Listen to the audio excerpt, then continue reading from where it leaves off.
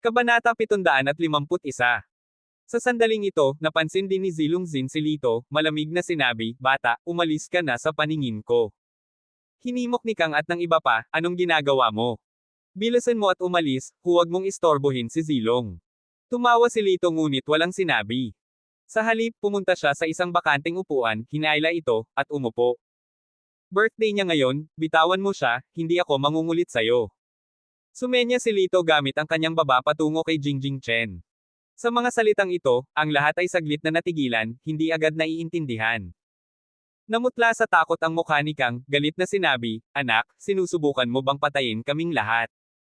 Si Feng at ang iba pa ay natakot din, sinumpa si Lito sa sobrang pakikialam. "Hahaha, anak, mali ba ang narinig ko? You're asking me to let her go.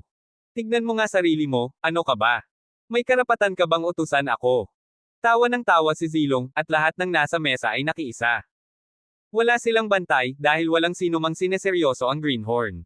Sa sumunod na segundo, kinuha ni Lito ang isang teapot at inihagis ito. Bang!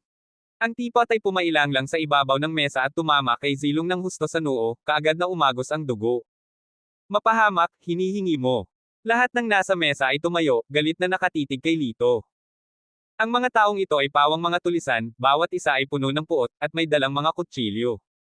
Mabilis na sinabi ni Kang, "Mga Ginoo, dinala ito ng binatang ito sa kanyang sarili, wala itong kinalaman sa amin."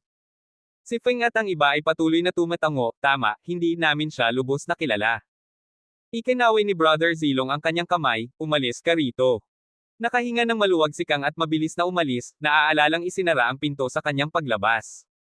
Nang nasa labas na, sinabi ni Feng ang kanyang pag-aalala, "Hindi naman talaga nila siya sasaktan, di ba? Mukhang delikado ang mga lalaking iyon." Si Kang, nanginginig pa rin, ay nagsabi, "Si Lito ang nagdala nito sa kanyang sarili. Huwag kang mag-alala sa kanya. Si Brother Zilong iyon ng Purple Dragon Gang. Napatay na siya dati, umalis na tayo dali." Sa totoo lang, natuwa siya. Kung maglakas loob si Lito na labanan si kapatid na Zilong, ito ay magtatapos sa kanyang kamatayan o malubhang pinsala ngayong gabi. Hindi na niya kailangang iangat ang isang daliri, dahil ang binata ay karaniwang nililigawan ang kamatayan. Sa puntong ito, ang tanging natitira sa pribadong silid ay ang mga tauhan ni Brother Zilong, Jingjing, at Lito. Tumingin si Jingjing kay Lito, hindi niya inaasahan na ang taong naiwan para sa kanya ay isang taong palagi niyang minamaliit. Saglit na naantig siya at nakonsensya, ibinaba ang kanyang ulo. Napapaligiran si Lito ng mga tauhan ni Brother Zilong. Hindi naman nagmamadali si Kuya Zilong, malamig na ngiti sa mukha habang pinupunasan ng tisyo ang dugo sa mukha niya. Sabi niya, "Anak, ang lakas ng loob mo, ibibigay ko sa'yo yan." Si Lito, na casual na naka-cross legs, ay bahagyang tumugon, "Masyadong mabait. Maaari kong iwan ang babaeng ito nang hindi nagalaw." Hinaplos ni kapatid na Zilong ang kanyang baba, kumikinang sa kanyang mga mata ang isang kislap ng amusement, tulad ng isang anino na hayop na handang paglaruan ang kanyang biktima. "Feeling heroic ka ba? I present you with a choice. You can pick any one of my men to fight. If you win, you're free to leave." Nanginginig ang tawa ni Brother Zilong, ang kanyang mapuputing ngipin ay tila kasing talas ng mga pangil. Inis ka ni Lito ang grupo. Kahit na sa maluwag na pananamit, makikita ng isang tao ang kanilang mga matipunong pangangatawan. Ang mga lalaking ito ay malinaw na hindi estranghero sa isang away. Hindi nakakagulat, lahat sila ay nakasuot ng malisyosong ngiti. Dahil mukhang payat at mahina si Lito, parang isang madaling pumili. Ang pagnanais na makamit ang mga veterano sa kalye na ito, na dumaan sa maraming bagyo, ay tila isang panaginip. Walang problema na may karagdagang termino, bawat isa sa atin ay may pananagutan para sa ating sariling buhay at kamatayan. Nagsalita si Lito nang walang pakialam. "Hahaha.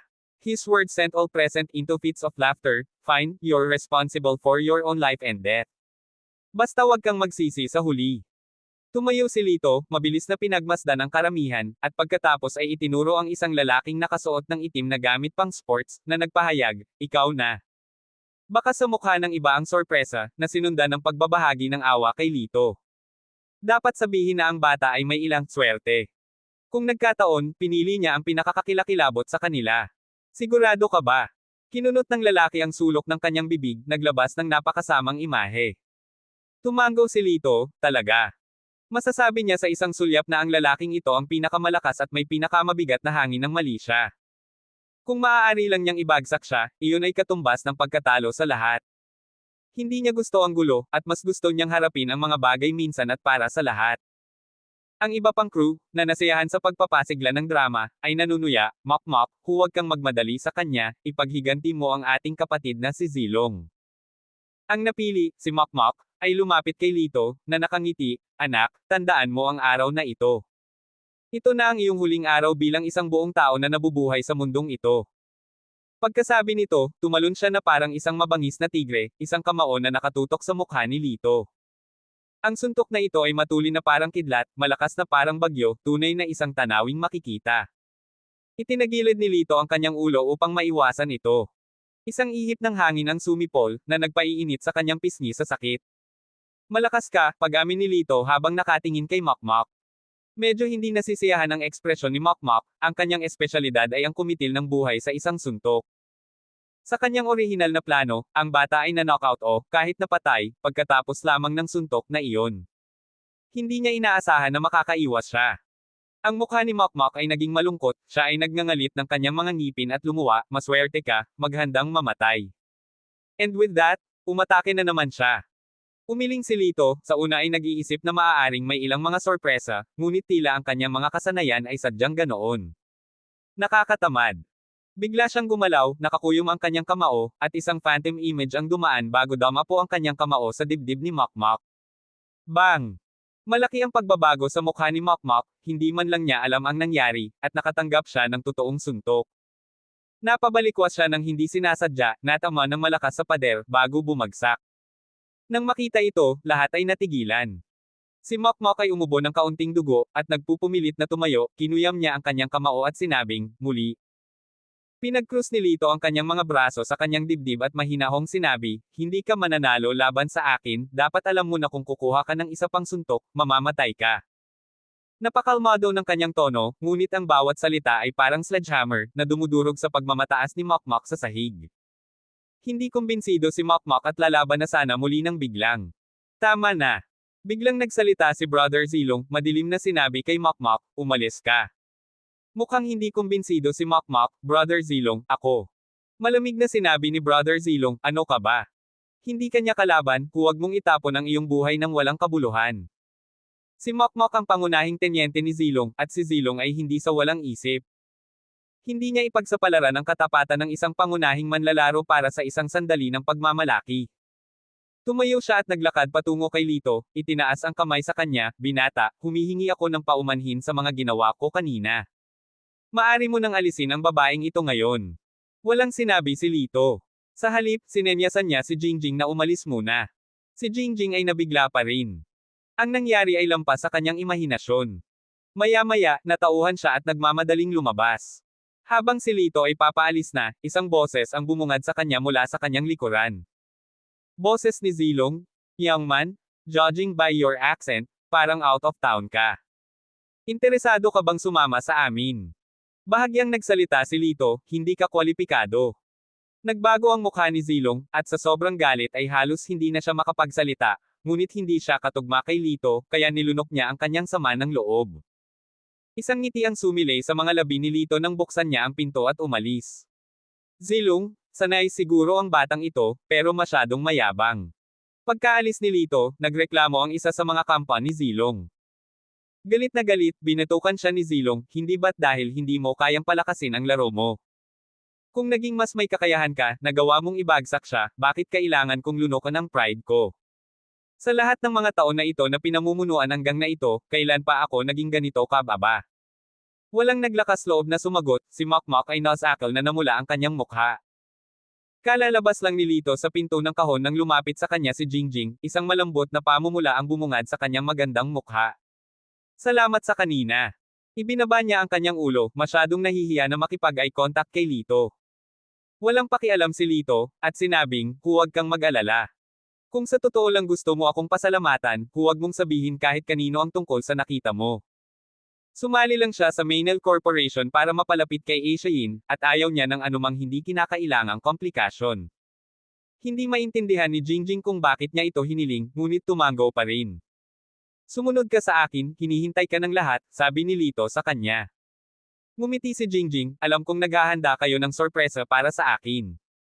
Hindi inaasahan ni Lito na alam na niya, at walang magawang sinabi, gayunpaman, dapat ka pa ring magpanggap. Pumunta sila sa private room, at binuksan ang pinto. Si Kang at ang iba ay nasa kalagitnaan ng kanilang kasiyahan. Nang makita ito, ang ekspresyon ni Lito ay nagdilim sa isang iglap. He coldly chuckled, mukhang na high spirit kayong lahat. Nakita ni Kang at ng iba pa sina Lito at Jingjing, na pagtantong tila wala silang problema, lahat sila ay mukhang nagulat at medyo alanganin. Noong una ay nagplano silang umalis ng mabilis, ngunit hindi nila matiis na makaligtaan ang Emperor's Suite, kaya bumalik sila upang ipagpatuloy ang kanilang kasiyahan, at tuluyang binaliwala sina Lito at Jingjing. Medyo nagalit si Jingjing, so, pinabayaan nyo na lang kami, at ganito pa rin kayo kasaya. Pagkatapos ng isang nakakainis na katahimikan, ninisyon ni Feng, Jingjing, talagang sobra mong pinahahalagahan ang iyong kahalagahan, hindi ba? Kami ay mga ordinaryong kasamahan lang, dapat ba naming saktan ang isang gangster na boss para sa iyo? Tahimik ding tumango ang iba. Further to that point, bakit ka pa nagagalit? You're just a country bumpkin from a small, low-tier city. Do you actually think of yourself as a lady superior? Pagkatapos magsalita ni Feng, tumingin siya kay Kang, ang pribadong silid na ginagamit namin ngayon ay ipinagkaloob lamang sa amin dahil iginagalang ni Mr. Song si Kang. Dahil sa tingin mo sa lahat ng bagay ay napakasama, maaari kang umalis kaagad. The other people echoed around, exactly, why don't you just scram now? You're not welcomed here. Pakiramdam ni Jingjing ay hindi matiis ang pagkakamali. Kung tutuusin, kaarawan niya iyon, pero bakit siya ang itinaboy? Hindi niya mapigil ang mapahikbi, walang tigil ang pag-agos ng mga luha sa kanyang mukha. Ukol sa paggalang sa kanya. Biglang, malinaw na narinig ang sarkastikong boses ni Lito. Hey! Worth it pa ba siya? Nang marinig ang kanyang mga salita, nanigas ang mukha ni Kang at galit siyang sumagot, anong ibig mong sabihin dyan? Kinuha ni Lito ang kanyang cellphone, nag-dial ng numero, at tinawagan ang old song, diretsyong sinabing, nasa pribadong kwarto ako ng Emperor. Papuntahin mo sa akin ang namamahala sa Huan City Lounge. Sa kabilang banda, walang ideya ang old song kung ano ang nangyari. Mula sa tono ni Lito, parang may mali. Walang pag-aalinlangan, sinabi niya, sige, mangyaring maghintay ng sandali. Matapos ibaba ang telepono, umiling-iling si Kang sa hindi makapaniwala, at mapanuksong sinabi, kawawang bata, sino sa tingin mo ang niloloko mo? Hindi ba nakakahiya na magpakita ng ganito? Sino ang tinatawagan mo? Old song? Sagot ni Lito na may patag na tono. Paf! Nang mabigkas ang dalawang salitang ito, tumawa ang lahat. Pinagtawanan siya ng lahat. Kung kilala mo si Elder Song, dapat makikita ka niya dito sa Jade Emperor. Ano, ang lakas talaga niyang magyabang ng kahit ano. Palihim na hinaila ni Jingjing ang manggas ni Lito, medyo alangan na sinabi, umalis na lang tayo. Naisip din niya na nambobola si Lito, ngunit hindi niya ito sinisisi dahil alam niyang ginagawa ni Lito ang lahat para ipaglaban siya. Don't leave. Di ba sabi mo tatawagan mo si Mr. Son? Gusto ko sanang makita kung darating talaga siya. Direktang hinarang ni Kang si Lito, ang kanyang mukha ay nagpapakita ng pag-asa sa darating na drama. Kabanata 752. Lumipas ang humigit kumulang 5 minuto, itinulak ang pinto sa pribadong silid, at mabilis na pumasok si Mr. Son, may bahid ng pagmamadali sa kanyang mukha. Nang makitang pumasok si Mr. Son, nagbago ang mukha ni Kang, iniisip sa kanyang sarili, hindi kaya ito. Ngunit dumiretso si Mr. Son kay Kang. Nakahinga ng maluwag ang lahat, mukhang hindi dumating si Mr. Son dahil kay Lito. Matagumpay na sumulyap si Kang kay Lito, at sinabi kay Mr. Son, Mr. Son, hindi ako mahilig sa taong ito, sipain mo siya. Tumingin si Mr. Son kay Lito, tumango at sinabing, Sir, please leave immediately. You're not welcome here. Humajejek si Feng, at nanunuya, oh, sino ba ang nagsabing kilala niya si Old Master Song? Ngayon siya ay pinalayas, magsalita tungkol sa isang sampal sa mukha. Gayunpaman, si Lito ay tumingin kay Mr. Son ng mahinahon, at mahinang sinabi, hayaan mong tanungin kita, hiniling ba sa iyo ni Old Master Song na pumunta ngayon?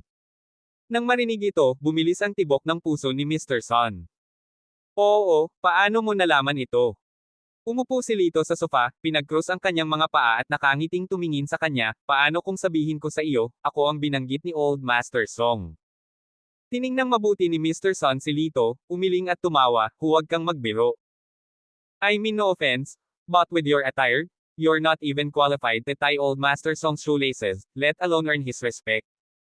Pagkatapos magsalita, naiinip na sinabi ni Mr. Son, sige, umalis ka na, kung hindi, ipapaalis kita sa security. Ikaw ang mapapahiya kapag ganoon. Sina Kang at Feng, bukod sa iba pa, ay tumingin ng mapanukso, naghihintay na makitang itinaboy si Lito. Gayunpaman, sa sandaling iyon, muling itinulak ang pinto sa pribadong silid, at pumasok ang isang lalaking nasa edad 30s. Ang lalaking ito, sa kanyang kahangahangang kilos, ay walang iba kundi ang anak ni Old Master Song, si Bador Song. Matapos matanggap ni Mr. Song Sr. ang tawag sa telepono ni Lito, dali-dali niyang ipinadala si Bador, na tumatakbo sa malapit, sa takot na si Lito ay hindi masiyahan sa isang bagay. Sa pagpasok sa silid, naramdaman ni Bador na kakaiba ang kapaligiran. Tinanong niya si Mr. Son, ano ang nangyari? Mr. Song, Jr. May paggalang na bati ni Ginoong Son. Si Feng at ang iba pa ay tumangala sa paghanga ito ang maalamat na si Bador Song. Sa oras na ito, lumapit din si Kang at inilahad ang kanyang kamay kay Bador, Mr. Song, salamat sa iyong mabuting pakikitungo. Sumulyap si Bador sa kanya at kumunat ang noo, sino ka? Nagbago ang mukha ni Kang, at awkward siyang tumawa, Mr. Song, madalas nakakalimutan ang mga taong may mataas na katayuan tulad mo. Minsan akong naupo sa iyo para sa isang hapunan, ako ang anak ni Joel G, at ang Imperial Box ngayon. Hindi ba ikaw ang nag-utos sa akin na ipadala ito? Anak ni Joel G. Tumingin si Bador kay Kang at Nishan, sa tingin mo ba karapat-dapat ka sa Imperial Box? Sa mga salitang ito, ang kapaligiran sa kahon ay biglang nagyelo, at ang kulay ay nawala sa mukha ni Kang. Pakiramdam niya ay may mali, ngunit hindi niya masabi kung ano iyon. Medyo naisip ni Bador kung ano ang nangyayari. Tumingin siya kay Lito, at pagkatapos ay kay Mr. Son, ano ang nangyayari?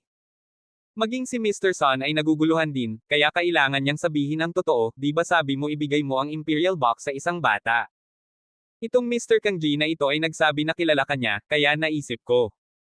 Pagkatapos ng malamig na sulyap kay Kang, ang ekspresyon ni Bador ay tila nagsasabing, parang patay ka na.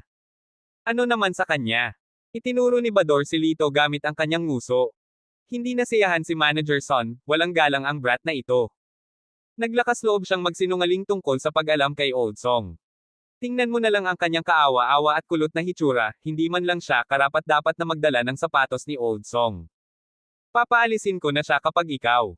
Naputol siya ng malakas na sipa ni Bador sa kalagitnaan ng kanyang mga salita. Master Song, wow! Anong nangyayari? Bumagsak si Manager Son sa kanyang likuran, nalilitong nakatingin kay Bador. Sinaman siya ng tingin ni Bador nang hindi nagsasalita. Diretso siyang naglakad papunta kay Lito, bahagyang yumuko ang kanyang baywang, humihingi ako ng paumanhin sa hindi magandang nangyari ngayon. Nabalot ng pin drop na katahimikan ng silid na parang tumigas ang hangin. Halos lumuwa ang mga mata ng lahat sa hindi makapaniwala. Si Master Song ay talagang humihingi ng tawad kay Lito. Hindi napigilan ni Kang na kuskusin ang kanyang mga mata, nag-aalinlangan kung mali ba ang nakikita niya. Ang mga mukha ni Feng at ng iba pa ay namutla. Kaya pala si Lito ang pinarangalan na panauhin sa mga salita ni Master Song. Ano ang ginawa nila kanina? Paulit-ulit nila siyang pinapahiya, sinasabihan pa nga siyang umalis. Kabalintunaan, ang kahon ng emperador na ito ay inihanda ni Master Song para kay Lito. Ang mga ekspresyon ng lahat ay tila natamba ang isang divat. Ang isang napakaraming mga kulay ay patuloy na nagbabago, medyo isang tanawin upang masdan. Sumulyap si Lito kay Bador, ngumisi, okay lang ako, pero ang kasamahan ko dito ay may kaarawan ngayon at mukhang natakot siya dahil sa nangyari dito. Pagkasabi niyan, sinulyapan niya si Jingjing. Nagmamadaling sinabi ni Bador, mangyaring makatiyak, maghahanda kami ng malaking regalo para sa kanya bilang paghingi ng tawad. Tumanggo si Lito, isaalang-alang natin na maayos na ang usaping ito. Si Bador ay nagpakawala ng malalim na buntong hininga, sa wakas ay napatahimik ang kanyang puso. Kung magagalit si Lito, malamang na mahahampas siya ni Old Song pag-uwi niya. Si Kang at ang iba pa ay tumira na rin, natutuwa na hindi gumawa ng gulo si Lito. Gayunpaman, sa sumunod na segundo, dumating ang mapaglarong boses ni Lito, itinuro niya sina Kang at Feng, ang dalawang ito, hindi ko sila gusto. Agad namang naintindihan ni Bador at binigyan ng sign si Mr. Son. Mabilis na tumayo si Mr. Son at sinabi kina Kang at Feng, kayong dalawa, umalis kayo rito. Ninatngat ni Kang ang kanyang mga ngipin, pinandilatan ng masama si Lito, Lito, napakawalang galang mo. Sa tingin mo ay magaling ka dahil lang sa kilala mo si Old Song. Lito curled his lips, hindi kita nirerespeto dahil lang sa hindi mo ako iginalang kanina. It's just a matter of courtesy. Nagbago ang mukha ni Kang, umalis ng walang salita, nag-aapoy sa galit. Si Feng ay napuno ng panghihinayang, ipinadyak ang kanyang paa sa inis, at sinundan si Kang palabas. Pagkatapos noon, paulit-ulit na humingi ng tawad si Bador bago sila umalis ni Mr. Son. Sa sandaling ito, tumayo din si Lito at sinabi kay Jingjing, maligayang kaarawan. Pagkatapos niyang sabihin iyon ay binuksan niya ang pinto at umalis. Buntong hininga. Gusto siyang pigilan ni Jingjing, ngunit medyo nahuli siya. Ang kanyang magandang mukha ay nagsuot ng sobrang komplikadong ekspresyon. Nang umalis siya sa Huan City Restaurant, namasyal si Lito sa kalye. Sa pagkakataong ito, biglang tumunog ang kanyang cellphone. Nang makita ang serye ng mga numero, bahagyang namutla ang kanyang mukha. Ito ang numero ni Toby Xiao. Matapos pindutin ang answer button, lumabas mula sa telepono ang boses ni Toby, na dala ng panunuya. May malapit ka bang TV? Lumipat sa Jiang Station. Si Lito ay nagkaroon ng masamang premonition ng hindi sinasadya. Mabilis siyang pumasok sa isang maliit na lokal na tindahan kung saan nanunood ng TV ang may-ari, eksakto ito sa balita sa gabi ng Jiang Station. Next, we have a breaking news item. Ngayon bandang alas 6:00 ng gabi, dalawang bangkay ng babae ang nadiskubre ng isang citizen sa tabing dagat. Isa sa kanila ay nasa hustong gulang na babae, tinatayang nasa 24 years old, habang ang isa naman ay bata, around 8 years old. Preliminary investigation suggests na sila ay pinatay. Kasalukuyang hindi matukoy ng pulisya ang mga katawan at hinihimok ang mga mamamayan na may anumang nauugnay na impormasyon na makipag-ugnayan gamit ang ibinigay na numero ng telepono. Ang mga nagbibigay ng kapaki-pakinabang na mga lead ay gagantimpalaan ng pulisya. Ang boses ng lalaking broadcaster ng balita ay hindi nagmamadali. Ang may-ari ng tindahan, habang nakatingin sa screen, ay buntong hininga, kahit mga bata ay hindi pinapatawad. Anong uri ng mga tao ang maaaring maging walang awa? Biglang may narinig na malakas na tunog sa gilid. Nasa counter ang kamay ni Lito, at agad na nabasag ang solid glass top. Babae, 24 na taong gulang, bata, 8 taong gulang. Dahan-dahan at malamig na inulit ni Lito ang mga katagang ito. Sa kanyang isip, inilarawan niya ang maamong mukha ni Bing Chin at ang cute na maliit na mukha ni Nana. Hoy, binata, ano bang problema mo? Kilala mo ba itong dalawang kawawang kaluluwa? Nagulat ang tindera, pero hindi mo masisira ang gamit ko, itong cabinet lang ay 600 box. Kabayaran.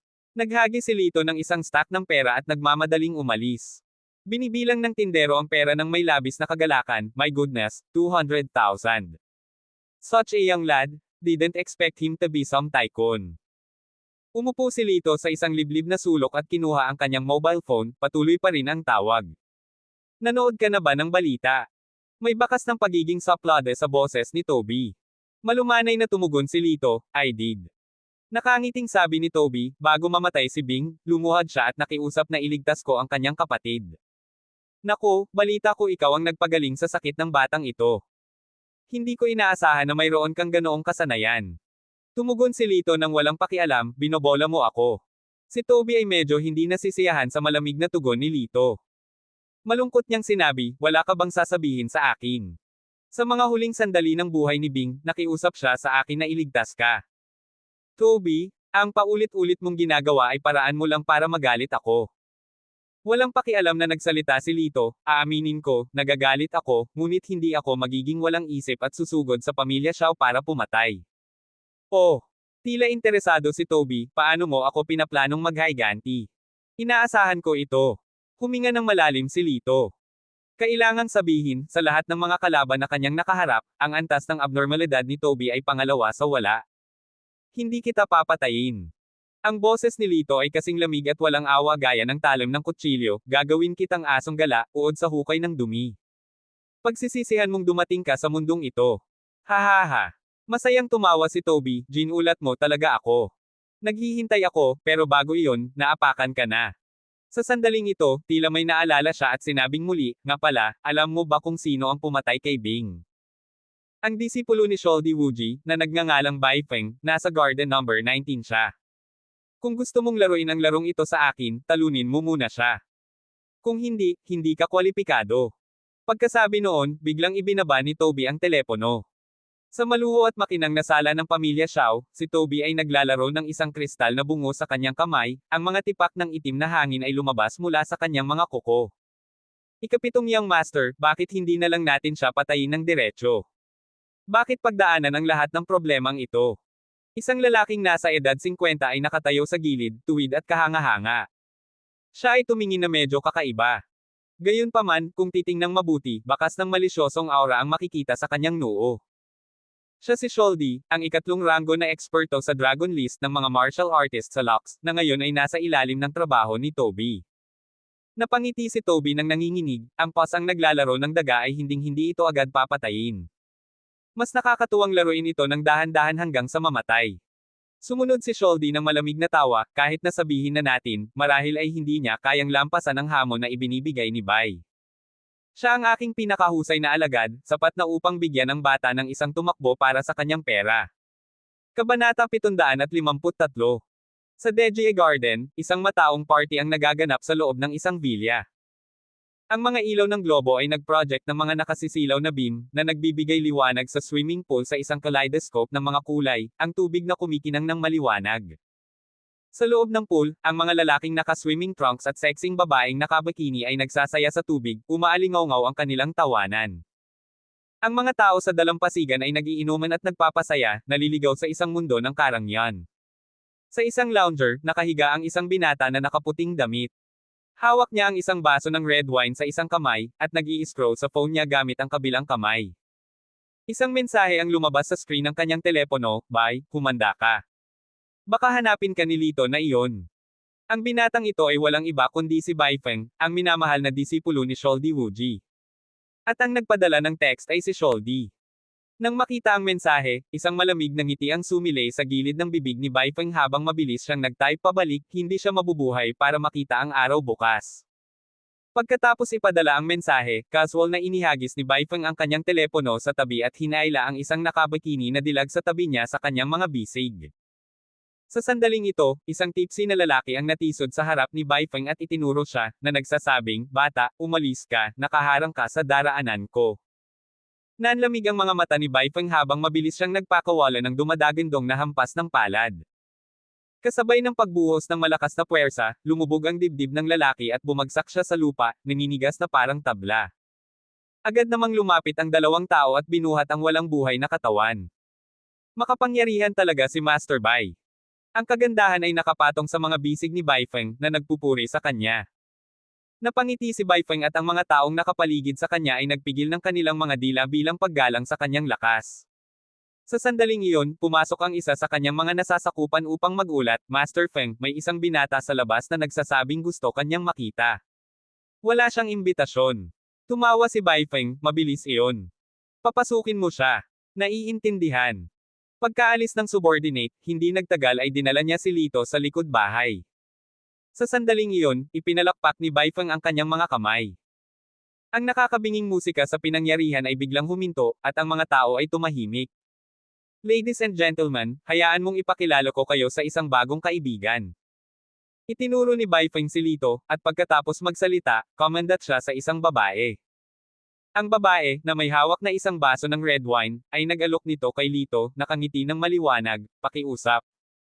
Sinulyapan ni Lito ang red wine, hindi ito kinuha, at ibinaling ang tingin kay Bai Feng, na walang partikular na ekspresyon sa kanyang mukha, "Ikaw si Bai Feng." Tumango si Bai Feng, "Oo." Bahagyang tumigas ang ekspresyon ni Lito, "Napatong mo ba ang iyong mga kamay kina Bing at Nana?" Nang marinig ito, tumawa si Bai Feng, "Humihingi ako ng paumanhin, ngunit hindi ko matandaan ang kanilang mga pangalan. Ang mga patay na tao ay hindi nangangailangan ng mga pangalan. Ang natatandaan ko lang ay ang takot sa mga mata ng babae nang kumilos ako, at ang pagsusumamo ng batang babae." Nang marinig ito, ang kamay ni Lito, na nakabitin sa kanyang tagiliran, ay dahan-daang kumuyam sa isang kamao. Sa tabi nila, naiinip na sinabi ng babae, "Gwapo, uminom ka na ng alak mo." Umiling si Lito, "Hindi ako nandito para uminom." Nagulat ang dilag, "Then what are you here for?" Tinitigan ni Lito si Bai Feng, ang kanyang mga mata ay malamig na parang puting talam, "Nandito ako para patayin siya." Paf! Pagkasabi pa lang niya nito, tinakpan ng dilag ang bibig niya at tumawa, "Gwapo, bawal ang magbiro dito." Sa isang pitik ng daliri, matatapos na ni Mr. Feng ang buhay mo. Dapat kang humingi ng tawad kaagad. Gayunpaman, hindi tumugon si Lito sa kanya. Sa halip, naglakad siya patungo kay Bai Feng. Si Bai Feng ay nakahiga pa rin sa sun lounger, iniindayog ang kanyang red wine. Hindi niya pinansin si Lito. Sa sumunod na segundo, biglang nawala si Lito. Kasunod nito, isang anino ang lumitaw sa harap ni Bai Feng na parang multo. Klang! Ang malupit na tunog ng metal, ang makamulto na cyan na ilaw ay kumislap sa kadiliman, ang salamin ay baso, at ang dugo ay bumulwak na parang magma. Bago pa maintindihan ng karamihan ang nangyari, ang cyan scale na mahabang espada sa kamay ni Lito ay nakatikip, at ang kanyang mga paa ay natilamsik ng dugo. Ah! Sinabayan ng malakas na sigaw ng isang babae, sinundan ng mga tao ang kanyang itinuro na direksyon, at nalaman na si Bai Feng, na orihinal na nakahiga sa upuan, ang kanyang ulo ay gumulong na sa lupa. Matigas ang kanyang mukha, dilat ang kanyang mga mata, puno ng gulat, takot, at hinanakit. Ang kanyang kamay ay bumagsak ng malumanay, katulad ng iba sa kanya, lubos na walang buhay. Patay na si Bai Feng. Sa isang iglap ng walang kahit katiting na pagtutol, napatay siya ng espadang hawak ng isang tahimik na kabataang nanggaling na hindi alam kung saan. Itinaklab ni Lito ang kanyang espada, walang sulyap na kahit isang kaluluwa sa kanyang paligid, at pagkatapos ay naglakad palayo. Nagkaroon ng umaalingaw-ngaw na katahimikan, na para bang nanuyo ng mahigpit ang lalamunan ng lahat. Wala ni isa sa mga tagasunod ni Bai Feng ang nangahas na humakbang para hadlangan siya, dahil ayaw nilang ligawan ang kamatayan. Sa tirahan ng Xiao. Nasa kalagitnaan ng kanilang laban sa chess sina Toby at Sholdy. Biglang may tumunog na phone. Tiningnan ni Sholdy ang caller ID, tumawa, at sinabing, "Any guesses about the outcome?" "I bet that the kid has already turned into a corpse." Dahan-dahan niyang kinuha ang telepono. Isang tinig ng matinding takot ang umalangaw-ngaw mula sa loob, "Guro." "Grabe. Master Feng. He. Nagdilim ang kilos ni Sholdy, "Spit it out." Patay na si Master Feng. May lumabas na binata, at pinatay siya sa isang hagod ng kanyang espada. Thud! Nang marinig ang balita, ang mobile ni Sholdy ay dumulas mula sa kanyang kamay at tumama sa sahig. Ang kanyang mukha ay hindi kapani-pani walang kakilakilabot na may mga ugat na pumipintig sa kanyang noo. Hinampis niya ang kanyang dibdib at tinapakan ang kanyang paa, napabulalas, "Lito, pinatay mo ang aking minamahal na disipulo. Puputulin kita hanggang sa magkapira-piraso." Sa gilid, may bahid din ng dilim ang mukha ni Toby Xiao. Inisip ko noong una na magkakaroon ng matinding away sa pagitan nilang dalawa. Hindi ko inaasahan na matatapos ito sa isang nakamamatay na suntok sa isang galaw lang. Napakaganda, nakakatuwang sorpresa. Dahan-daw ang inilapag ni Toby ang isang itim na piraso sa checkerboard, Venetian, at sinabing, ang daga na may kasanayan ay isa pa ring daga. Habang si Sholdy ay tumayo na nagnanais na maghaiganti kay Lito, siya ay pinigilan ni Toby. "Hayaan mo siyang buhay sa ngayon. Gusto kong makita kung anong mga pakulo ang mayroon pa siya. Sa Jiang City na ito, kayang manipulahin ng pamilyang Xiao ang lahat. Paano siya lalayo sa ilalim ng aking pamamahala?" Nakakuyom ang mga kamao, ininde ito ni Sholdy at naupo muli. Sa sandaling ito, lumapit ang assistant ni Toby at bumulong, "Young Master, ayon sa balita, bumalik si Miss Yin mula sa ibang bansa." Sa wakas nakabalik na siya. Hinaplos ni Toby ang kanyang baba, isang ekspresyon ng pananabik ang sandaling sumilay sa kanyang madilim na mukha. "The last time I asked her for a meeting, hindi man lang niya ako pinansin at dumiretso na siya sa ibang bansa. She's been gone for half a month." Walang awa ang babaeng ito. "Young Master, gusto mo ba siyang yayain ulit?" Tanong ng katulong. Kinawian ni Toby ang kanyang kamay, "Hindi na kailangan. May kalahating taon pa, malapit nang matapos ang 3 taon. Kung hindi maabot ang kanyang target, sa huli ay magiging babae ko na siya." "Naiintindihan." Tumango ang katulong. Biglang may naalala, sinabi niya, "Nga pala, tungkol kay Lito, may development. Sumali siya sa Mainel Corporation." "Ano?" Agad na nagbago ang mukha ni Toby. Gamit ang isang sampal sa mesa, nagmura siya sa pamamagitan ng mga ngiping nagngangalit, "Ginagawa ito ng taong iyon ng kusa." Tanong ng katulong, "May gagawin ba tayo para hindi siya mapansin ni Miss Yin?" Nag-isip sandali si Toby at tumugon ng malamig na ngiti, "Syempre." With that, tumagilid siya at bumulong sa tenga ng assistant. Pagkatapos makinig, tumango ang katulong, "Naiintindihan ko, aayusin ko na." Samantala, sa Jiang Airport. Isang babaeng nakasuot ng maputlang asul na mahabang damit, na may umaagos na itim na buhok, na hinihila ang isang maliit na itim na malita habang nasa telepono. Paumanhin, Miss Hin, pumutok ang gulong ng kotse sa kalsada, natatakot akong hindi kita masando, maingat na hatid ng driver. Bahagyang kumunat ang noo ng kaakit-akit na malawilo na kilay ni Asia Yin, sige, ako na bahala sa sarili ko. Kahit na may pagkasimangot sa kanyang mukha, ipinapakita ang kanyang kaguluhang estado, ang kanyang mga nakamamanghang tampok ay nakakaakit pa rin ng hindi mabilang na mga pares ng mga mata. Napakaganda ng kanyang mukha na maaaring ituring na makapidyo hininga. Ang kanyang eleganteng kilay na may dahon ng willow, isang pares ng kumikinang na mga mata ng peach blossom, ang maliit na maisla na makwilage na ilong, at ang buong labi na natural na mapula. Kahit na nabalisa, siya ay nagningning ng isang makalangit na kagandahan na hindi nagalaw ng kamunduhan ng buhay. Ang kanyang pangalan ay Asia Yin, ang sikat na numero 1 kagandahan sa Jiang. Tumawag siya na nagrereklamo, Len, pwede mo ba akong sunduin? Nasira ang gulong ng sasakyan ng driver sa daan. Sa kabilang dulo, matutulog na si Len Lin, nang marinig iyon, agad siyang tumango, okay, maghintay ka. Saglit siyang nag-isip, baka hindi ligtas para sa dalawang babae ang lumabas ng gabing-gabi, mas mabuting tumawag ng lalaki para samahan tayo. Sa sumunod na segundo, bumungad sa kanyang isipan ang imahe ng isang lalaki. Kalalabas lang ni Lito sa Deji Garden nang makatanggap siya ng tawag mula kay Len, hello, nasaan ka ngayon? Walang pakialam na sumagot si Lito, sa labas. Sabi ni Len, ibigay mo sa akin ang lokasyon mo, sasanduan kita. Pupunta tayo sa airport. Curious na tanong ni Lito, para saan ba tayo pupunta sa airport? Mahiwagang tumawa si Len at sinabing, confidential iyon sa ngayon. Pero magpapasalamat ka sa akin. Lahat ng ginagawa ko ay pasasalamat sa lahat ng ginawa mo para sa akin ngayon. Si Lito ay lubos na nalilito ngunit sinabi pa rin niya sa kanya ang kanyang lokasyon. Sa ilang sandali, dumating si Len sakay ng kanyang puting sasakyan. Sumakay si Lito sa passenger seat at sabay silang tumungo sa airport. Makalipas ang kalahating oras, nakarating na sila sa airport. Umalis ka, istorbo ka. Pagdating nila, nakita nila ang isang pulutong ng mga tao na nagkukumpulan, na may magandang matinis na boses ng isang babae na umalangaw-ngaw mula sa gitna ng karamihan. Nang marinig ito, napakunot ang noo ni Len at sinabing, boses iyon ni Boss Yin, dali-dali tayong pumunta doon. Dahil doon, dali-dali niyang hinayla si Lito patungo sa karamihan. Sa gitna ng karamihan, nakatayo si Asia Yin na naka-cross-arm, ang kanyang magandang mukha ay may suot na ekspresyon ng galit. Sa tapat niya ay nakatayo ang isang pares, isang lalaki at isang babae. Ang babae ay pinalamutian ng ginto at pilak, maliwanag na isang mayaman na ginang, at ang lalaki, bata at guwapo, ay tila ang kanyang pinananatiling lalaki.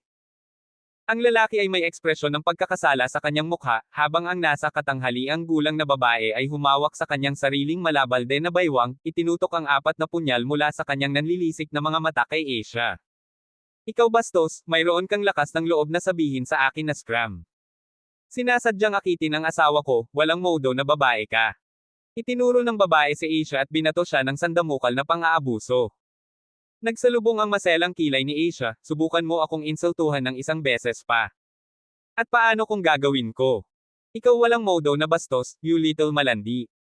Alam ng babae na hindi si Asia ang may kasalanan, ngunit ang kanyang selos na galit ay pumalit sa pag-iisip na ang titig ng kanyang asawa ay palaging nakatutok kay Asia, at hindi niya maiwasang pag-alitan siya. Sampal.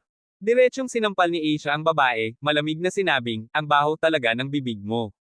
You hit me. You dare hit me. I'll fight to the end with you. Sumunod ang nasa katanghaliang gulang na babae, hinawakan ang isang dakot ng buhok ni Asia. Nang makita ito, agad na sumugod si Len para itigil ang laban, sumigaw kay Lito, huwag kang tumayo dyan. Mabilis na magbigay ng kamay. Nagkibit balikat si Lito, lumakad, at bahagyang tinapik ang balikat ng nasa katanghaliang gulang na babae. Ah!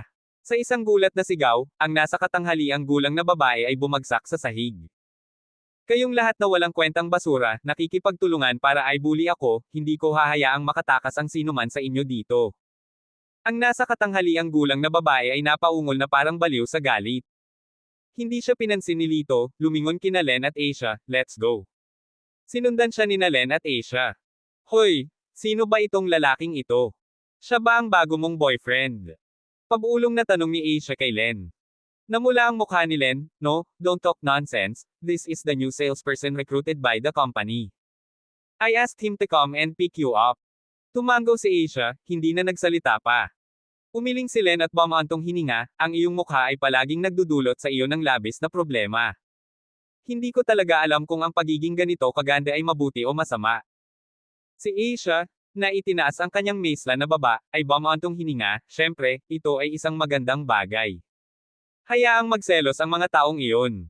Si Lito, na naglalakad sa unahan, ay malinaw na naririnig ang pag-uusap ng dalawang babae. Nakapagtataka, ang kagandahang Asia na ito ay talagang masigla at mapaglaro, medyo iba sa hindi kagandahang naisip niya. Sa pagbabalik, sina Len at Asia ay nakaupo sa likurang upuan habang nagmamaneho si Lito. Sa kalagitnaan, sumulyap si Lito sa rearview mirror at sinabing, may kotseng sumusunod sa atin. Kabanata 754. Sinusundan. No way. Tinakpin ni Len ang kanyang bibig, medyo natakot. Lumingon sa likod si Asia at malamig na bumaantong hininga, huwag mo silang pansinin, tiyak na ang hamak na si Toby Xiao iyon. Walang imek na nagsalita si Len, sa buong Jiang City, natatakot ako na ikaw lang, ang magandang yin, ang maglakas loob na sampain si Young Master Xiao ng ganito. Si Asia, ang kanyang mukha na kasing lamig ng yelo, ay nagsabi, huwag mong banggitin sa akin ang tatlong salita na iyan. Ang nasa likod ay tiyak na kanyang allipiers, na nag-uulat sa aking kinaroroonan pagkatapos sundan tayo. Tumango si Lito, hindi pinansin ang kotse sa likod, at nagpatuloy sa pagmamaneho. Gayunpaman, unti-unting lumapit ang kotse mula sa likuran at nagsimulang kusa na sumalpok. Ang kalaban ay isang off-roader, malaki ang laki, habang ang kotseng minamaneho ni Lito ay isang ordinaryong sedan lamang at hindi kayang makipagkompetensya sa off-roader. Bang! Sinadya sila ng off-roader minsan. Ang sedan ay biglang nawalan ng direksyon, nagsimulang umikot ng mabilis. Sa tabi nito ay isang bangin, sa ibaba ay ang rumaragasang dagat at mga bato kritikal ang sitwasyon. Sa loob ng sasakyan, ang dalawang babae ay likas na tumili. Sumimangot si Lito, pinatatag ang manibela. Nang muntik nang masira ang sasakyan sa guardrail at mahuhulog na sana sa bangin, sa wakas ay huminto ito. At ang off-road na sasakyan na iyon ay huminto lamang sa isang tabi nang walang anumang intensyon na mag-alok ng tulong, na tila naghihintay na mahulog sila sa bangin. Ang tingin sa mga mata ni Lito ay unti-unting naging yelo. Ito ay hindi na isang kalokohan kundi isang pagtatangka sa homicide. Tinapik ni Len ang kanyang dibdib bilang maluwag, ang kanyang puso ay tumitibok pa rin at sinabing, Lito, salamat at narito ka, sa wakas ay ligtas na tayo. Ang mga sulok ng bibig ni Lito ay umikot pataas habang sinasabi niya, wala iyon. Nang matapos siyang magsalita ay biglang umikot ang off-road na sasakyan at pinaharurot ng buong bilis. Manatili ka sa kotse. Iniwan ng mga salitang ito, binuksan ni Lito ang pinto ng kotse at lumabas, nakatayo sa harap ng kotse. Ano ang sinusubukan niyang gawin? Hawak ng mahigpit ang kamay ni Asia, sinundan siya ng tingin ni Len, may halong pagtataka at takot sa kanyang mga mata. Dalawang lalaki ang nakaupo sa loob ng off-road na sasakyan ng sandaling iyon. What? Are you kidding me? This guy is actually trying to stop the car barehanded. Ang lalaking nasa passenger seat ay sumandal, nagulat na pinagmamasdan si Lito. Sok! Para siyang mantis na pinipigilan ng isang kalisya, ang walang isip. Ang lalaking nasa likod ng manibela ay hinisyan, ipinadyak ang kanyang paa sa gas at walang kabuluhang nanangil kay Lito. Nang malapit na siyang mabangga ng sasakyan, biglang gumalaw si Lito. Siya ay tumalsik na parang cheetah na naglulunsad sa isang sprint, pagkatapos ay inihagis ang kanyang palad sa hood ng kotse. Boom! Isang malakas na kalabog ang umalangaw-ngaw. Dahil sa kanyang napakalaking pagkawalang kilos, si Lito ay umatras ng 5 metro, pinahinto ang sasakyan ng may matinding puwersa. Nakaindent ng husto ang ibabang bahagi ng katawan ng sasakyan sa ilalim ng kanyang palad. Inalis ni Lito ang kanyang kamay, casual na niyugyog ang kanyang braso, at ang kanyang kamao ay lumalamig. Sa loob ng sasakyan, nagkaroon ng nakamamatay na katahimikan. Ang dalawang occupant ay nakatitig sa mata, nakatitig kay Lito na parang nakakita ng multo. Inihinto ang isang sasakyan gamit ang mga kamay. Totoo ba ito, o panaginip lang? Sa loob ng sedan, pinaikit ni Len ang kanyang mga mata sa takot. Nang marinig ang malakas na ingay, nanginginig siya at sinabing, iyon na nga. Nabangga na ba siya? Wala ring malay ni Asia na ipinikit ang kanyang mga mata. Nang dahan-dahan niyang buksan ang mga ito, ang kanyang mga mata ay malubhang nakontrata. Ano? Nangyari lang. Si Lito ay tila ganap na hindi nasaktan, kung saan sa kabilang banda, ang SUV ay malapit ng tuluyang masira. Len, alien ba ang taong ito? Nadama ni Asia na ito lamang ang makatwirang paliwanag. Ibinaba ni Len ang kanyang bantay, nang mapansin na si Lito ay hindi nasaktan, sa wakas ay nakahinga siya ng maluwag. Binuksan ni Asia ang pinto ng kotse at sinabi kay Len, "Tara na at tingnan natin kung sino ang gusto ng buhay natin." Sa oras na ito, naglakad na si Lito papunta sa pintuan ng SUV. Hinailan niya ang pinto at sa isang malakas na kalabog, pinunit ito. Pagkatapos ay kinaladkad niya ang driver palabas ng sasakyan. Nahaharap sa nakakatakot na mamamatay tao na aura ni Lito, bumigay ang mga binti ng driver, na nagpaluhod sa kanya. Kuya! Kuya! Please don't yan a feminine ordinal indicator kill me. Casual na sulyap ni Lito sa co-driver at itinuro ang lupa sa tabi niya, get out. Napalunok ng kaba ang co-driver, malungkot na bumaba ng sasakyan, at masunurin siyang lumuhad sa lupa. Wala silang naisip na lumaban. Matapos masaksihan ang nangyari, alam nilang walang saysay ang paglaban, ito ay isang hiling na kamatayan. Kung ang isang tao ay madaling mapahinto ang isang mabilis na off-road na sasakyan sa pamamagitan ng kamay, hindi ba ang pagpatay ay kasing dali ng pagkatay ng manok? Magsalita ka, sino ang nagpadala sa iyo? Malamig na tanong ni Lito. Ang isa sa kanila ay nag-alinlangan, "Kuya, kung sasabihin namin sa iyo, maaari mo ba kaming palayain?" Biglang hinawakan ni Lito ang balikat ng lalaki at pinisil ng malakas. Basag. Ang kanyang braso ay na-dislocate, lumundag ng mahina. Napasigaw ang lalaki sa sakit, gumulong-gulong sa lupa. Kalmadong nagsalita si Lito, "Huwag mong subukang makipagtawaran sa akin." Ang isa pang lalaki ay mabilis na yumuko, nagmamadaling nagsabi, "Si Sister yan iyon. Si Sister yan ang nagpadala sa amin." Sinabi niya na may babaeng nanliligaw sa kanyang asawa, hiniling sa amin na alagaan ito, mas mabuti na patayin siya. Sa sandaling ito, lumakad si Asia, narinig ang mga salitang ito, at nagalit, kaya pala ang bastos na iyon. With that, she landed a sipa between the man's legs, "You bunch of garbage." Nakasuot siya ng matulis na stiletto heels, at ang kanyang sipa ay halos dumiretso sa kabilang buhay ang lalaki. Napahawak ang lalaki sa kanyang singit, hingal na hingal sa lupa. Sinulyapan ni Lito ang dalawang tao sa lupa. Karaniwan, gagawin niya ang mga ito na mawala sa isang pitik ng kanyang kamay. Gayunpaman, hindi nararapat na kumilos ngayon na may dalawang batang babae. Masama kung takutin niya sila. Tumingin siya sa dalawang lalaki at nagtanong, "Saan ko makikita itong 8 yan na binanggit mo? Kung sasabihin mo sa akin, hahayaan ko kayo." Pagkarinig nito, tuwang-tuwa ang dalawang tulisan, nag-aagawan silang sumagot. Dapat nasa Big C nightclub siya. Siya ang boss doon. Tumalikod si Lito at naglakad patungo sa pampublikong sasakyan. Binigyan ni Asia ng panibagong sipa ang dalawang lalaki bago sumama kay Len sa sasakyan. "Saan tayo pupunta?" tanong ni Len. Walang pakialam na sumagot si Lito, "Sa Big C nightclub." Sumipol si Asia at tinapik si Lito sa balikat, "Anak, ang lakas ng loob mo. Sa Big C nightclub. Naglakas loob na sampelan ako ng asong iyon. Pagbabayaran ko siya." Nagpapahid ng makapal na pulbo si ate yan sa kanyang mukha habang nagmumura sa harap ng salamin. Beside her, her so-called husband the pretty boy was doubling with a fawning smile. "Tama, inakit ako ng Maldite sa airport, pero Mrs., alam mong ikaw ang first love ko." Hehe, malamang nakalubog na sila sa ilalim ng dagat ngayon. Si Gia yan ay ngumiti ng kasiya siya, ipinakita ang kanyang madugong ngiti, at niyakap ang magandang batang lalaki, at binigyan siya ng isang malaking halik. Parang pilit ang ngiti ng pretty boy, puno ng matinding disgusto ang mga mata nito. Hindi nagtagal, dumating si Lito at ang kanyang dalawang kasama sa mataong Big C nightclub sa Jiang City. Sa pasukan, tumingin si Len sa mga matipunong security guard sa entrance ng nightclub at nag-alinlangan, sinabing, "Sa palagay ko ay dapat tayong tumawag ng mas maraming tao. Masyadong mapanganib na pumasok ng ganito."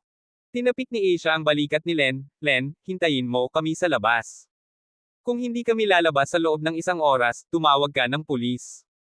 Sa gitna ng pag-uusap, dumiretso na si Lito sa nightclub. Agad namang sumalubong sa kanila ang isang grupo ng mga magagandang babae, na humahajijek at kumatok, "Sir, nandito po ba kayo para gumastos ng pera?" Bahagyang ngumiti si Lito, ang kanyang mga mata ay nakatingin sa mga babae. Lahat ay dolled up. "Sir, who do you fancy amongst us? Just say it. We will make sure to serve you well." Maraming kababaihan ang nagsiksikan sa paligid ni Lito, idiniin ang kanilang mga sarili sa kanya. Ubo, tumabi kayo. Isang tuyong ubo ang dumating. Lumapit si Asia sa tabi ni Lito at walang pakialam na sinabi, sino ang nagsabing may maglilingkod sa kanya. Ang mga babaeng ito ay orihinal na malapit ng sumiklab, ngunit nang makita ang mukha ni Asia, agad silang nakaramdam ng kahihiyan, hindi makapagsalita. Hindi nila namamalayan na si Asia ay kasintahan ni Lito. The ladies chuckled, "You're a lucky man, napakaganda ng girlfriend mo, mas maganda pa sa tinatawag na national goddess." Sinulyapan ni Asia si Lito, "Let's go." Hindi masyadong nakuha ni Lito ang hakbang ni Asia, hinimas ang kanyang ilong, at sinundan siya sa nightclub. Hindi mo ba nararamdaman na mali ang pagkakaintindi mo bilang aking kasintahan, bilang numero unong kagandahan ng lungsod? Pang-aasar ni Lito. Nakakunot ang noo, iritadong sinabi ni Asia, sino ang may pakialam sa titulong iyon ng numero unong dilag? Lahat ito ay sinisigaw ng mga boring na tao, nang wala akong pag-aproba. At, saka, lumingon siya, nagniningning ang kanyang mga mata ng peach blossom habang nakatingin kay Lito, paano nakaka-downgrade ang pagiging girlfriend mo? I think you are better than that bastos named Toby Chow. Sa sinabi nito, hindi man lang niya binigyan ng tingin si Lito at nagpatuloy sa paglalakad.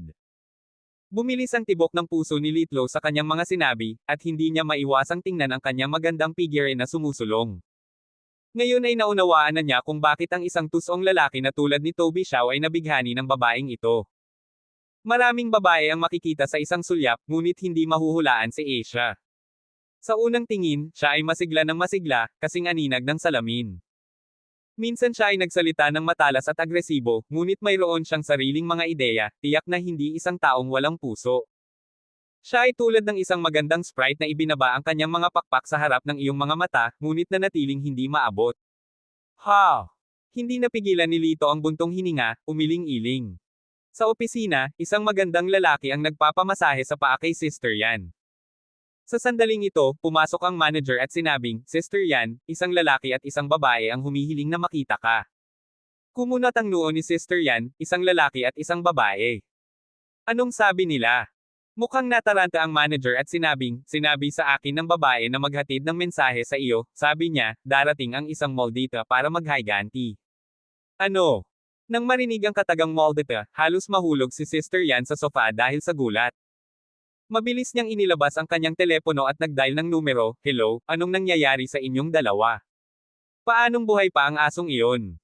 Ate Yan, hindi talaga kami masisisi dito. Nakalabas na kami, and here's a friendly reminder, huwag mong galitin ang lalaking iyon.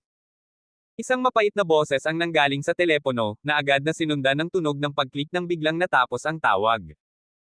Si Sister Yan ay mukhang hindi nasisiyahan at nanunuya, gusto kong makita kung anong uri ng mga alon ang maaaring gawin ng isang magandang batang lalaki at isang maliit na moldite sa aking lupain. With that, binigyan niya ng isang sulyap ang manager. Tumango ang manager, tumalikod, at umalis. Pagkatapos, hinarap niya sina Lito at Asia, pakipasok. Pagpasok sa opisina, nakita nila ang 7 o 8 security guard sa pasukan, lahat ay may mabangis na ekspresyon, ang uri na nakaranas ng underworld. Bamulong si Asia sa tenga ni Lito, ano ang plano? Plan. Diretso na tayong kumilos. Habang nagsasalita si Lito, dinampot niya ang isang kalapit na florera at inihagis ito sa ulo ni Sister Yan. Kabanata 755. Hindi tinamaan ng vase si Ate Yan. Sa halip, naharang ito ng isang security guard. Mapahamak, humihingi ka ng gulo. Ang gwardya, na nakahawak sa kanyang mapupulang mukha, ay galit na umungol kay Lito. Malamig na tiningnan ni Lito si Sister Yan, nanunuya, talagang may humihingi ng gulo. Si Sister Yan, na nabalisa sa titig ni Lito, ay sumigaw, kayong dalawang kaawa-awa, hindi mahanap ang kamatayan, kaya ngayon ay lumakad na kayo sa lambat. Hayaan ninyo akong tulungan kayo sa inyong daan. Ang mga gwardya ay nagkumpulan, sinuntok at sinisipa si Lito. Bahagyang ngumisi si Lito, at sa ilang sandali, ang mga gwardya ay napadpad sa sahig na ang mga ngiping nakakalat sa lahat ng dako. Nang makita ang hindi kanais-nais na sitwasyon, binalaan ni Sister Yan si Lito, binabalaan kita, mayroon akong makapangyarihang mga taga-suporta. Ngumisi si Lito, oh. Takot na takot ako. Kasabay nito, lumapit siya sa kanya, sinampal siya, at napaatras siya. Si Sister Yan ay malapit nang nawala ng malay. Ang kanyang buhok ay magulo, ang kanyang matambok na katawan ay namimilipit sa sahig, at ang kanyang makapal na ayos na mukha ay tila nakakatakot na baluktot. Sinipa ni Asia si Sister Yan, hinawakan ang kanyang buhok, sinampal siya ng brutal ng 2 beses, at naiinis na sinabi, ang kulit mo, ang pangit ay isang bagay, ngunit ang napakalisyosong puso. Sumulyap si Lito sa kanya. Nagtaas ng kilay si Asia, ano? Sa tingin mo ba ako ay walang kabuluhan? Umiling si Lito, sa palagay ko ay medyo galante ka. Ipokrito. Nagkunwari si Asia na nagpapakita ng paghamak, ngunit bakas ng kasiyahan ang sumilay sa pagitan ng kanyang mga kilay at mata. Hindi nagsisinungaling si Lito.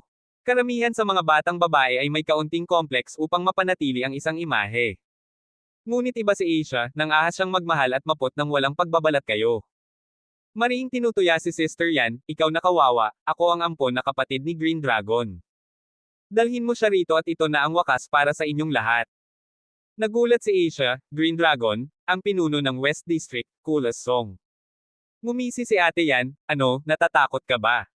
Tumingin si Asia kay Lito, ang kanyang malapetal na labi ay bahagyang nakakurba, narinig mo na ba ang 5 dragons ng Jiang City? Tumango si Lito, oo. Nagpatuloy si Asia, natatakot ka ba? Umiling si Lito, sila ang dapat matakot. Muling napabuntong hininga si Asia, tumingin kay Sister Yan, sinabi niya, tawagan mo rito ang Green Dragon. Sa mga salitang ito, natulala si Sister Yan at ang kanyang mga tagasunod. Ikaw na mismo ang nagsabi, hindi ka na makakabalik sa sinabi mo. Baka sa mukha ni Sister Yan ang sobrang saya, naisip niya, wala na ba sa isip ang babaeng ito. Nagmamadali niyang inilabas ang kanyang telepono para tawagan si Kulas.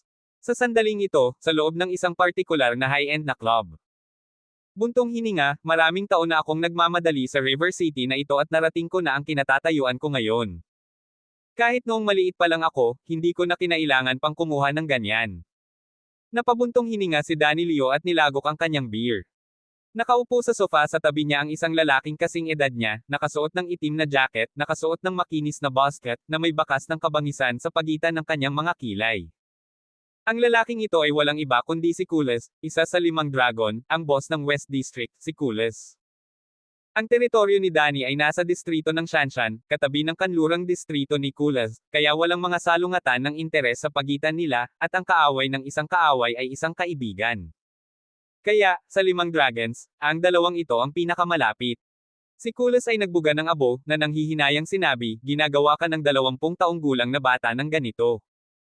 Patawarin mo ako kung prangka ako, ngunit maaaring ito ay dahil sa napakaraming babae ang iyong nakasama, at ngayon ay mahina ang iyong bato. Ikaw ang may mahinang bato. Pinandilatan siya ni Danny, nagulat pa rin, hindi ordinaryong tao ang batang iyon. Sigurado akong hindi ako nagkakamali. Si Mok, isa sa mga nasasakupan ko, ay tulala sa kanyang mga kamay, na natalo sa isang iglap. Pinagpawisan ako noon. Sa puntong ito, umiling si Danny, nabuhay ako ng napakaraming taon, at hindi pa ako nakakita ng ganoong nakakatakot na bilis. Kinagat ni Kulas ang kanyang dila, medyo nakaramdam din ng pangamba, dahil kilala niya ang karakter ni Danny. Si Danny ay may lakas ng loob at palaging matapang at prangka, tiyak na hindi ang uri ng duwag. Ang mismong pag-aakalang matatakot siya hanggang sa puntong ito, ay naging sanhi ng pag-usisa ni Kulas tungkol sa hitsura ng kalabang partido. Nang marinig ito, hinimas ni Kulas ang kanyang baba at sinabing, ngayong nasabi mo na iyon, talagang na-curious na ako. Napakaganda kung makikilala ko ang taong ito. Tumawa si Danny, mas mainam na magkita tayo bilang magkaibigan. Kung magkikita tayo bilang mga kaaway, maaaring nakapipinsala iyon. Nang matapos siyang magsalita, tumunog ang cellphone ni Kulas. Tumingin si Kulas, tinatawagan ako ng adopted sister ko. Sumagot si Danny, ang iyong adopted sister. Mas nakakatakot siya kaysa sa isang malaking unggoy, ang pagtingin ko lang sa kanya ay nawawala na ako ng gana. Pinatahimik siya ni Kulas, noong ako ay nahihirapan, nag-abot siya ng tulong. Lagi kong naaalala ang kabaitang ito at mula noon ay sinusuportahan ko siya. Gayunpaman, ang kanyang pag-uugali ay talagang naging mas mapangahas nitong mga nakaraang taon. Kailangan ko siyang pigilan kapag may pagkakataon ako. Pagkasabi noon ay pinindot niya ang answer button. Kuya, bilasan mo sa nightclub. I've been attacked. Dumating ang naghihirap na boses ni Gia sa pamamagitan ng telepono. Nang marinig ito, namangha si Kulas. Alam ng lahat sa kanlurang distrito na si Gia ay kanyang adopted sister, si Kulas. Para sa isang tao na maglakas loob na saktan siya ay katulad ng paghampas kay Kules sa mukha. Don't let that guy leave. I'll go settle him right now. Ungol ni Kules sa mahinang boses at tumayo para umalis. Nang makita ito, tumayo din si Danny at sumunod. Hindi nagtagal, dumating sila sa Big C nightclub kasama ang isang grupo ng mga lalaki at dumiretso sa opisina ni Gia. Sa pangunguna ni Kules, sinipa niya ang pinto at umungol, gusto kong makita kung sino ang sapat na matapang na saktan ng aking mga tao ngayon. Ako. Nagsalita si Lito na may walang pakialam na tono, sa tabi niya, si Sister Yan ay lumuhad sa sahig na may namamaga na ilong at mukha. Nang makita ito, dumilim ang mukha ni Kules, at malamig niyang sinabi, "Anak, kung gusto mong itapon ang iyong buhay, sabihin mo lang. Hindi ka makakaalis dito ngayon." Tumawa si Lito, itinaas ang kanyang kamay. Smack! Isang sampal na naman ang natanggap ni Sister Yan, at nagsilipad ang kanyang mga ngipin. Siya ay sumisigaw, habang sa kanyang puso ay mabangis niyang sinabi, "Little Bastos, ang aking sinumpaang kapatid ay pere-peresuhin ka sa lalong madaling panahon, hintayin mo lang ito." Nanginginig ang mga kalamnan sa mukha ni Kules. Ito ang unang pagkakataon na may nagpakita sa kanya ng tahasang kawalan ng respeto. Gamit ang mabilis na pag-wave ng kanyang kamay, itinuro ni Kules ang kanyang 12 ng mga nasasakupan, "Kunin mo siya." "Tumigil kayo." Noon lang, biglang sumigaw si Danny. Lumingon si Kules, nagulat na nakatingin kay Danny, "Little brother, anong ginagawa mo?" Ngunit hindi tumitingin sa kanya si Danny. Sa halip, siya ay nakatitig kay Lito, ang kanyang mukha ay agad na nawala ng kulay. Ito ay masyadong maraming pagkakataon, hindi ba? Paano ito naging Grim Reaper? Desperado, kumurap siya kay Kules, sinusubukan siyang pigilan. "Danny, hindi ba comfortable ang mga mata mo?" Hindi naintindihan ni Kules ang kanyang kahulugan. Sa sandaling ito, umalangaw-ngaw ang ilang mga hiyawan. Ito ay lumabas na ang ilan sa mga nasasakupan ni Kules ay hindi nakatiis, at nagsimula na silang kumilos. Gayunpaman, sa bilis ng pag-ikot ng ulo ni Kules, ang mga nasasakupan ay natamba na at nakahawak sa kanilang mga tiyan o hita habang sumisigaw. Natigilan si Kules, ito. Habang mabilis na tinabi ni Danny si Kules at nilapitan si Lito, pagkatapos ay yumuko ng malalim, "Young brother, hindi ko inaasahan na makikita ka ulit ng ganoon kaga." Sa likuran niya, biglang may naintindihan si Kules, "Siya kaya ang taong sinasabi mo." Ngumiti si Danny na may bahid ng kalungkutan, "Oo, Kuya Kules." "Kuya, ano pa ang ginagawa mo? Ipaghiganti mo ako dali. Tanggalin mo ang munting bastos na ito." Malakas ang boses ni Ate Yan. Kasabay nito, tiningnan niya ng masama si Asia, "Not to mention this small detail, as long as maalis mo ang binatang ito, sayo na ang babaeng ito." Noon lang napansin ni Kules na may ibang babae sa gilid. Sa sandaling makita nila si Asia, lahat ng lalaki sa silid ay nagliwanag ang kanilang mga mata. Napakaganda niya. Tirik ang mga mata ng mga nasasakupan, tila dumaikit ang kanilang mga mata kay Asia. One bold subordinate said with a wily smile, "Bro Kulad, talagang sanay ang batang ito. Pero sa ating lahat na magtutulungan, hindi ba natin siya matatalo?" May isa pang nagsalita, "Ngunit nakikiusap ako sa iyo, Kuya Kules, pagkatapos mong harapin ang batang ito, bigyan mo ang iyong mga kapatid ng kaunting matamis na pagkain." Pagkasabi noon, lahat sila ay nagbigay ng masamang tingin kay Asia. Kumunat ang noo ni Kules. Bagamat natutuwa rin siya sa mga babae, hinding-hindi niya ito pipilitin. May mga tuntunin sa underworld. Basta papatayin mo ang binatang ito, not to mention this small detail, lahat ng babae sa Sister Yan's nightclub ay libre para sa iyong libangan. Bago pa makasagot si Kules, mabilis na nagsalita si Sister Yan. Nang marinig ito, nagliwanag ang mga hangarin ng mga nasasakupan. Hindi pinansin ang anumang pagkakasunod-sunod ng kanilang pagliko, inilabas nila ang kanilang mga sandata na nakatago sa kanilang baywang at sinugod si Lito. Kumunat ang noo ni Lito, naghahanap ng kamatayan. Hinawakan niya ang palso ng unang umatake, pinilipit at nabali ang braso. Inagaw ang punyal mula sa kanyang kamay, inilunsad niya ang kanyang sarili sa karamihan, hindi mapigilan. Sa ilang sandali, tumalsik ang dugo sa lahat ng dako at napuno ng sigaw ng paghihirap ang hangin. Sa halos ilang paghinga, nagkalat sa sahig ang mga putol na kamay at dagwang kutsilyo. Bagamat ang 12 o higit pang mga lalaki ay hindi pa namatay, lahat sila ay dinasarmahan medyo literal at nakahiga sa sahig, nagnanais na mamatay. Di ba sabi ko kanina, pero walang nakinig. Sa gilid, si Danny ay labis na nadismaya kaya ipinadyak ang kanyang paa at patuloy na umiling. Humakbang si Lito patungo kay Kules, walang pakialam na iniikot ang dagwang punyal sa kanyang kamay. Naramdaman ni Kules na natuyo ang kanyang lalamunan, at ang kanyang mga paa ay nakaugat sa lugar, hindi makagalaw. Nagsisi siya. Kung nakinig lang siya kay Danny kanina. Papalapit ng papalapit si Lito, isang napakahirap na presyon ang bumababa sa kanila mula sa itaas. Naramdaman ni Kules na malapit na ang kanyang kamatayan. Sa isang casual na pagpitik ng kanyang kamay, nagpadala si Lito ng punyal na lumilipad sa tainga ni Kules, dumudulas sa dingding na parang hinihiwa ang tofu. Ang tanging dahilan kung bakit buhay ka pa ay dahil nag-alinlangan ka kanina, malamig na sabi ni Lito kay Kules. Tapos, tumalikod siya at naglakad papunta kay Ate Yan. You little bastos, huwag kang lalapit sa akin, Kuya Kules, iligtas mo ako. Napasigaw si Ate Yan sa sobrang takot. Napangiti si Lito, ang kanyang mapuputing ngipin ay kumikinang na may malamig na liwanag, hindi kita papatayin, ngunit ang mabuhay ay mas masakit kaysa sa kamatayan. Ngumuso siya at walang saglit na naputol ang isang itim na pilak na karayom. Sa ilalim ng halos takot na tingin ng lahat, ang balat ni Sister Yan ay mabilis na nasira at ang kanyang mga tampok ay na-distort, ito ay nakakatakot. Habang pinapanood ang hindi makataong eksenang ito, ang malamig na panginginig ay dumaloy sa kanilang mga gulugod. Kahit na ang mga naputol ang kanilang mga kamay ay hindi nang ahas na huminga ng napakalakas. Nakakakilabot. Malupit. Ang binata ay walang kulang sa isang kumpletong halimaw. Kung ikukumpara sa kanya, sila, itong mga tinaguriang tog, ay isang biro lamang.